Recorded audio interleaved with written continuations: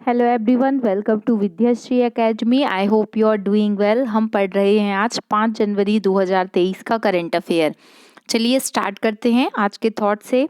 आज का थॉट है, बुद्धिमान व्यक्ति हमेशा काम करने से पहले सोचेगा और मूर्ख व्यक्ति हमेशा काम करने के बाद। तो हम सभी को, हम अपनी लाइफ में जो भी कदम उठाते हैं उसका क्या परिणाम होगा ये सोचकर अगर हम पहले सोच लेंगे तो शायद उसका परिणाम अच्छा ही होगा। तो इसी उद्देश्य के साथ पढ़ना शुरू करते हैं 5 जनवरी का करंट अफेयर। फर्स्ट क्वेश्चन है, भारत का एशियाई प्रशांत डाक संघ का नेतृत्व प्राप्त हुआ है। इस संगठन का मुख्यालय कहाँ पर है? देखिए, ये बहुत ही इंपॉर्टेंट क्वेश्चन है। क्यों इंपॉर्टेंट है? क्योंकि 2023 में भारत बहुत सारी ऐसे प्रोग्राम है जिनकी अध्यक्षता करने वाला है। तो ये क्वेश्चन आपसे पूछा जा सकता है कि भारत का एशियाई प्रशांत जो डाक संघ है इसका नेतृत्व 2023 में कौन कर रहा है? तो पहला क्वेश्चन तो यही बन सकता है। तो इसका आंसर होगा हमारा प्यारा भारत। फिर दूसरा क्वेश्चन बन सकता है कि इसका मुख्यालय कहाँ पर है? तो इसका आंसर है बैंकॉक, थाईलैंड। तो थाईलैंड किसका सदस्य है? थाईलैंड एशियान कंट्री जो है उनका सदस्य है। तो ये आपको याद रखना है। एक क्वेश्चन और यहाँ पर बन सकता है कि भारत का जो एशियाई प्रशांत डाक संघ है इसकी स्थापना 1961 से हुई थी और ये 1962 से इफेक्टिव हुआ था। अब 2023 में भारत कौन कौन सी समूहों की अध्यक्षता करने वाला है? तो मोस्ट इम्पॉर्टेंट है G20। G20 की 2023 में अध्यक्षता करने वाला है प्यारा भारत। वासेनार व्यवस्था का भी जो अध्यक्षता है वो भारत करने वाला है। 2023 को भारत सरकार ने बाजरा वर्ष घोषित किया है और जो हॉकी का वर्ल्ड कप होने वाला है वो भी 2023 में कहाँ पर होने वाला है? उड़ीसा में होने वाला है। तो इतने फैक्ट आपको याद रखना है। अब एक क्वेश्चन आपके इतने स्टैटिक पॉइंट में से ज़रूर आएगा कि इन जो ऑर्गेनाइजेशन है इनकी अध्यक्षता कहाँ कहाँ पर 2023 में 2022 में कहाँ कहाँ पर हुई? तो देखिए, जो आसियान आसियान का जो हेडक्वार्टर है वो कहाँ पर स्थित है? जकार्ता में है, जो कि क्या है? इंडोनेशिया, जकार्ता में है। फिर SCO जो संघाई कोऑपरेशन ऑर्गेनाइजेशन है 2022 में इसकी अध्यक्षता किसने की? तो इसकी अध्यक्षता की थी समरकंद, जो कहाँ पर स्थित है? उज्बेकिस्तान में स्थित है। G7 जो कंट्रीज हैं, तो G7 की 2022 में जो अध्यक्षता की है वो किसने की है? तो वो जर्मनी ने की है। जो ब्रिक्स कंट्री हैं, तो चूंकि ये अल्फ़ाबेटिकल अध्यक्षता करते हैं तो 2022 में इसकी अध्यक्षता किसने की है? तो चाइना ने की है। अब इसके बाद में 2023 में इसकी अध्यक्षता कौन करेगा? तो साउथ अफ्रीका करेगा। इसके बाद आता है बिम्स्टेक। जो बिम्स्टेक समूह है इसकी 2022 में अध्यक्षता किसने की है? तो ये श्रीलंका के शहर कोलंबो में हुआ है। तो आपको इतने फैक्ट याद रखना है। सेकंड क्वेश्चन है, ये हमने कल भी डिस्कस किया था कि 4 जनवरी को कौन सा अंतर्राष्ट्रीय दिवस मनाया जाता है? तो जो लोग देख नहीं पाते हैं, जिनको आँखों से देखने में आंशिक या पूर्ण रूप से क्या है अंधापन होता है, तो उनके लिए विश्व ब्रेल दिवस 4 जनवरी को मनाया जाता है। एक फ्रांस के व्यक्ति थे लुईस ब्रेल, उन्होंने ब्रेल लिपि का आविष्कार किया था। नेक्स्ट क्वेश्चन है, किस देश ने यूरोपीय संघ की मुद्रा यूरो को अपनाया है?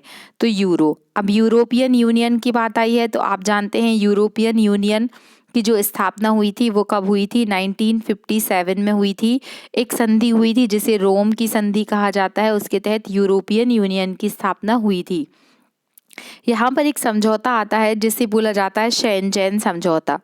शेंजेन समझौता क्या होता है कि ये पासपोर्ट फ्री बॉर्डर बनाता है। इसका मतलब क्या है? जैसे कि यूरोपियन यूनियन में वर्तमान में 27 देश हैं, तो 27 देश जो हैं ये एक दूसरे की जो बॉर्डर है उन मतलब इन देशों को एक दूसरे में जाने के लिए पासपोर्ट की ज़रूरत नहीं होती है। ये बॉर्डर फ्री मतलब पासपोर्ट फ्री बॉर्डर होती है इनकी, तो जिससे क्या हो सकता है, इनके लिए काफ़ी सुविधा रहती है। तो यहाँ पर आपसे पूछा जा सकता है कि यूरोपियन यूनियन की स्थापना कब की गई? 1957 में की गई। किस संधि के तहत की गई? तो रोम की संधि के तहत की गई। इसमें कितने देश हैं? 27 देश हैं। अब देखिए, ब्रिटेन यूरोपियन यूनियन से क्या हुआ? एग्जिट हुआ, जिसे क्या कहा जाता है? ब्रेग्जिट कहा जाता है। 2021-22 में आपने देखा होगा कि ये कितना अधिक चर्चा में था। और किस देश ने जो यूरोपियन संघ की मुद्रा यूरो को अपनाया है? तो जो यूरोपियन यूनियन है, क्या उसमें सारे देशों ने यूरो को अपनाया है? तो नहीं, ऐसा नहीं है। लेकिन अभी जो अपनाने वाला देश बना है वो बना है क्रोएशिया। तो ये आपको याद रखना है। इसका मुख्यालय कहाँ पर स्थित है? तो ब्रुसेल्स में है। और वर्तमान में जो यूरोपियन यूनियन के 27 देश हैं, उसमें से 20 देशों ने किसको अपनाया है? अपनी मुद्रा के रूप में यूरो को अपनाया है। इतने फैक्ट आपको पता होने चाहिए। नेक्स्ट क्वेश्चन है, और ये काफ़ी मोटिवेट करने वाला क्वेश्चन भी है। देखिए, अभी ठंडी बहुत अधिक पड़ रही है। दमोह जिले के कलेक्टर ने तो जो छोटे बच्चों के स्कूल हैं उनको 3 दिन की छुट्टियां भी घोषित कर दी हैं। लेकिन जब हम अपने घर में रजाइयों से बाहर नहीं निकल पा रहे हैं, तब भी एक महिला अधिकारी जिनको सियाचिन, आपने पढ़ा होगा कि सियाचिन जो है वो सबसे अधिक ऊंचाई पर स्थित ठंडा युद्ध स्थल है, जहाँ का टेम्परेचर वर्तमान में भी देखा जाए तो -25 डिग्री है। तो आप समझ सकते हैं कि इतनी अधिक ठंड में शिवा चौहान, कैप्टन शिवा चौहान को क्या बनाया गया है? जो सियाचिन है, सियाचिन युद्ध क्षेत्र में उनको महिला अधिकारी के रूप में तैनात किया गया है। तो जिनके हौसले बुलंद हैं उनको क्या ठंडी क्या गर्मी। तो ये काफ़ी हमारे लिए प्रेरणादायक हैं। कैप्टन शिवा चौहान, इनका नाम याद रखना है। और सियाचिन कहाँ पर आता है? तो यहाँ पर नुब्रा नदी घाटी है, यहाँ पर आता है। सियाचिन को 1984 में ऑपरेशन मेघदूत के द्वारा हमने क्या किया था? सॉरी, इसको अपनाया था, मतलब हासिल किया था। फिर 18वीं राष्ट्रीय स्काउट एवं गाइड जम्बूरी का उद्घाटन कहाँ पर किया गया है? तो ये किया गया है राजस्थान के शहर में, याद रखिएगा। और एक क्वेश्चन और आपसे पूछा जा सकता है, चूंकि ये काफ़ी चर्चा में रही है, कैप्टन शिवा चौहान का संबंध किस स्टेट से है? तो ये राजस्थान से है। राजस्थान में भी ये उदयपुर से है। तो ये आपको याद रखना है। फिर 18वीं राष्ट्रीय स्काउट एवं गाइड जम्बूरी का उद्घाटन कहाँ पर किया गया? तो ये उद्घाटन किया गया राजस्थान में। इसका उद्देश्य है शांति के साथ प्रगति। याद रखिएगा, इसमें भारत के जो पड़ोसी देश हैं उनकी स्काउट गाइड की टीम भी क्या करेगी? शामिल होगी। फिर नेक्स्ट क्वेश्चन है मिशन 929। अब ये 929 क्या है? ये 929 एक मिशन है जो किसने लॉन्च किया है? तो जो भारतीय निर्वाचन आयोग है, भारतीय निर्वाचन आयोग के द्वारा ये मिशन कहाँ पर प्रारंभ हुआ है? तो याद रखिएगा, मिशन 929 शुरू हुआ है त्रिपुरा में। अब त्रिपुरा की बात आई है तो आपको याद रखना है, एक पोर्टल और कुछ दिन पहले त्रिपुरा में लॉन्च हुआ था, वो था कौन सा? अमर पोर्टल। ये नॉर्थ ईस्ट का स्टेट है। 25 जनवरी को क्या मनाया जाता है? राष्ट्रीय मतदाता दिवस मनाया जाता है। क्यों मनाया जाता है? क्योंकि 25 जनवरी 1950 को ही क्या हुई थी? जो भारतीय निर्वाचन आयोग की स्थापना हुई थी। आर्टिकल नंबर 324 से लेकर आर्टिकल नंबर 329 तक क्या है? निर्वाचन आयोग का वर्णन किया गया है, याद रखिएगा। और आपसे सॉरी, क्या पूछा जा सकता है कि वर्तमान में जो राष्ट्रीय निर्वाचन आयोग है ये कितनी सदस्यीय संस्था है? तो 3 सदस्यीय संस्था है। इसमें जो होते हैं, एक मुख्य निर्वाचन आयुक्त होते हैं और मुख्य निर्वाचन के अतिरिक्त जो 2 होते हैं वो अन्य निर्वाचन आयुक्त होते हैं। आपको कमेंट बॉक्स में लिखकर बताना है कि वर्तमान में भारत के जो चीफ इलेक्शन कमिश्नर हैं वो कौन है। फिर नेक्स्ट क्वेश्चन है NTPC, national thermal power corporation जो है उसने पहला हरित हाइड्रोजन मिशन शुभारंभ किया है। तो ये शुभारंभ कहाँ से हुआ है? तो इसकी शुरुआत हुई है सूरत से। सूरत गुजरात में है, तो सूरत शहर में शुरू हुई है। ये क्या है? फर्स्ट ग्रीन हाइड्रोजन मिशन है। इसमें क्या होगा? देखिए, जो H2O होता है तो इसके द्वारा ही क्या किया जाएगा? यहाँ से हाइड्रोजन और यहाँ से ऑक्सीजन को निकाल के जो एनर्जी बनाई जाएगी उससे ये संचालित होगी। एनटीपीसी की स्थापना कब हुई थी? तो 1975 में एनटीपीसी की स्थापना हुई थी, जो कहाँ पर स्थित है? दिल्ली में स्थित है। इसको महारत्न का दर्जा कब मिला था? तो 2010 में एनटीपीसी को महारत्न का दर्जा प्राप्त हुआ था। एक क्वेश्चन और आपसे पूछा जा सकता है कि सोलर एनर्जी से संचालित गांव कौन सा है? तो वो है मोडेरा। मोडेरा कहाँ पर स्थित है? गुजरात में स्थित है। एशिया का सबसे बड़ा सीएनजी पार्क कहाँ पर स्थित है? तो ये इंदौर मध्य प्रदेश में स्थित है। इतना आपको याद रखना है।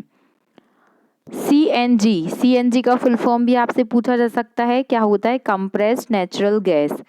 स्मार्ट कार्यक्रम का उद्देश्य क्या है? तो ये स्मार्ट कार्यक्रम जो है वो आयुर्वेद में वैज्ञानिक अनुसंधान, जो साइंटिफिक रिसर्च है उसको आयुर्वेद में किस तरीके से बढ़ावा दिया जा सकता है, इससे जैसे जोड़ों का दर्द है, डायबिटीज़ है या अन्य प्रकार के जो रोग होते हैं उनका जो निदान है वो किसके द्वारा किया जाएगा? आयुष के द्वारा किया जाएगा।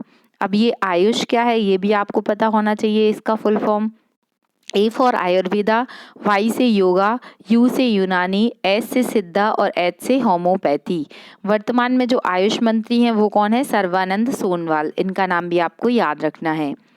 तो आयुष का मतलब जो स्टार्ट कार्यक्रम है इसका उद्देश्य क्या है? आयुर्वेद में वैज्ञानिक अनुसंधान को बढ़ावा देना।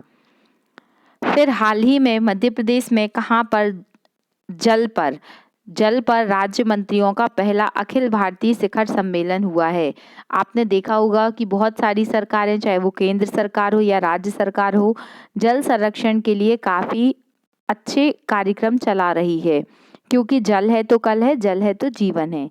तो जैसे आपने सुना होगा हर घर नल से जल, तो हर घर नल से जल में भी मध्य प्रदेश ने काफ़ी अच्छा कार्यक्रम किया है, क्योंकि मध्य प्रदेश का जो बुरहानपुर जिला है, तो मध्य प्रदेश के बुरहानपुर जिले ने हर घर नल से जल का जो 100% टारगेट है वो अचीव किया है, और ये मध्य प्रदेश का ऐसा पहला डिस्ट्रिक्ट बन गया है।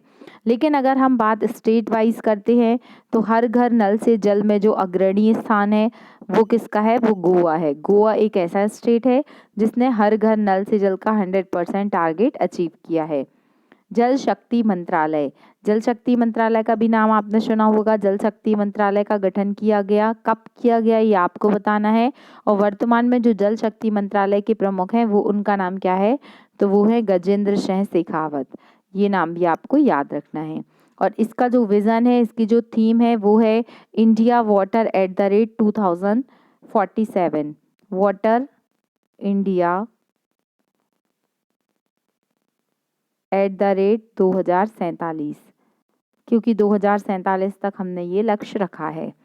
तो इसको याद रखिएगा आप कि जल के लिए जो अखिल भारतीय स्तर पर सम्मेलन हुआ है वो मध्य प्रदेश की राजधानी भोपाल शहर में हुआ है। इसके लिए 5P का कॉन्सेप्ट रखा है। फर्स्ट पी क्या डोनोट, यहाँ पर डोनोट करता है, वो करता है पॉलिटिकल विल को लेकर, कि पॉलिटिकल विल कैसे हो, राजनीतिक इच्छा शक्ति किस तरीके की हो। फिर सेकंड पी करता है पब्लिक पार्टिसिपेशन से रिलेटेड। थर्ड पी है वो पब्लिक फाइनेंसिंग से रिलेटेड है। फोर्थ पी है वो पार्टनरशिप को बताता है। और 5P है वो परसुएशन को बताता है। एक बार और, क्योंकि ये आप मेंस में इस तरीके के एब्रीविएशन यूज़ कर सकते हैं।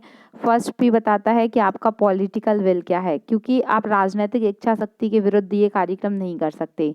सेकंड पी बताता है पार्टनरशिप को लेकर, कि पार्टनरशिप भी ज़रूरी है, पब्लिक का पार्टिसिपेशन भी ज़रूरी है, पब्लिक फाइनेंसिंग भी ज़रूरी है। सब कुछ पैसा सरकार नहीं दे सकती, लोगों की भी मदद चाहिए पड़ेगी। और परसुएशन के बिना भी ये कार्य नहीं किया जा सकता है। तो ये आपको 5P का कॉन्सेप्ट याद रखना है। फिर नेक्स्ट क्वेश्चन है कि हिमाचल प्रदेश के मुख्यमंत्री, हिमाचल प्रदेश में क्या है, कैसे याद किया था हमने? सुक्खू। तो याद रखिएगा कि जो यहाँ के CM हैं वो हैं सुखविंदर सिंह, सक्खू या सिक्खू जो भी आप बोले। तो हिमाचल प्रदेश के मुख्यमंत्री जी ने एक कोष बनाया है जिसका नाम है सुखामय सहायता कोष। तो देखिए ये काफ़ी अच्छा है, जब वहाँ पर ये चर्चा चली होगी कि एक कोष बन रहा है जिसका नाम है सुखामय सहायता कोष, तो जो मंत्रीगण हैं वो सभी बहुत खुश हुए होंगे। फिर पता चला कि इसके लिए 101 करोड़ की घोषणा की गई, तो ये भी काफ़ी अच्छी बात थी। लेकिन जब क्वेश्चन ये उठा कि ये पैसा आएगा कहाँ से, तो जब मुख्यमंत्री जी ने ये घोषणा की कि जो MLA हैं, जो मंत्री हैं, उनके एक एक महीने की सैलरी उनको इस कोष में देनी होगी, तब सही तरीके से पता चला कि इसका कॉन्सेप्ट क्या है। तो याद रखना है आपको, सुखामय सहायता कोष है, ये किस लिए बनाया जा रहा है, इसका उद्देश्य क्या है? तो स्किल डेवलपमेंट और जो व्यवसायिक प्रशिक्षण है, कौशल विकास के साथ साथ व्यवसायिक प्रशिक्षण के लिए ये इसको बनाया गया है। फिर आज का करंट अफेयर था। फिर आपको आज के क्वेश्चन को नोट करना है और इसका आंसर देना है। आज का क्वेश्चन ऑफ द डे है कि विश्व हिंदी दिवस कब मनाया जाता है, 2023 में इसका आयोजन कहाँ पर किया गया और पहला हिंदी दिवस कब मनाया गया था, ये भी आपको बताना है। और सेकंड क्वेश्चन है कि प्रवासी, जो राष्ट्रीय प्रवासी दिवस है वो कब मनाया जाता है, ये आपको कमेंट बॉक्स में लिखकर बताना है। अब हम रोज की तरह कल का करंट अफेयर रिवाइज कर लेते हैं। दोनों विश्व युद्धों में जो ब्रिटिश सैनिकों के साथ मिलके जो लड़ाई हुई थी, तो उसमें जो भारतीय सैनिकों का ब्रिटिश इंडियन आर्मी स्मारक बना रही है, वो कहाँ पर बना रही है, स्कॉटलैंड में बना रही है। याद रखना है, ई स्पोर्ट्स को मल्टी स्पोर्ट्स इवेंट के तहत क्या है, मंजूरी दी गई है। फिर केंद्र सरकार ने किस क्षेत्र को बढ़ावा देने के लिए digital India innovation fund launch किया था, तो वो था डीप टेक स्टार्टअप को लेकर। कल मैंने आपसे क्वेश्चन पूछा था कि डिजिटल इंडिया मिशन की शुरुआत कब से हुई थी, तो ये 2015 में लॉन्च हुआ था, ये भी आपको याद रखना है। फिर नेक्स्ट क्वेश्चन है कि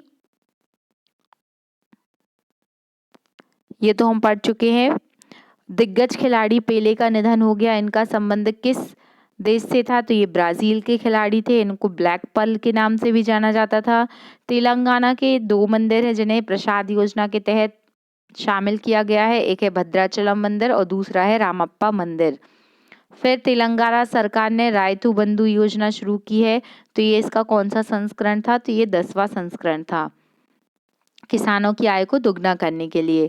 नागपुर विश्वविद्यालय में 108वीं भारतीय विज्ञान कांग्रेस की थीम क्या रखी गई थी, कि महिला सशक्तिकरण के साथ सतत विकास के लिए विज्ञान और प्रौद्योगिकी। फिर नेक्स्ट क्वेश्चन था कि कजाकिस्तान में संपन्न विश्व ब्लिट्ज चेस चैंपियनशिप में कोनेरू हम्पी ने कौन सा मेडल जीता था, तो कोनेरू हम्पी ने सिल्वर मेडल जीता था। और जो पुरुषों की जो चैंपियनशिप थी उसमें ये मैग्नस कार्लसन ने गोल्ड मेडल जीता था। फिर नेक्स्ट क्वेश्चन है कि एक नई एकीकृत खाद्य योजना की शुरुआत कब से की जाएगी, तो ये 1 जनवरी 2023 से शुरू की गई। तो ये आज का करंट अफेयर था, हमने कल का करंट अफेयर भी रिवाइज किया। अगर आपको ये वीडियो अच्छा लग रहा है तो please like share and subscribe. Thank you so much. पढ़ते रहिए, खुश रहिए, अपना ख्याल रखिए। जय हिंद, जय भारत।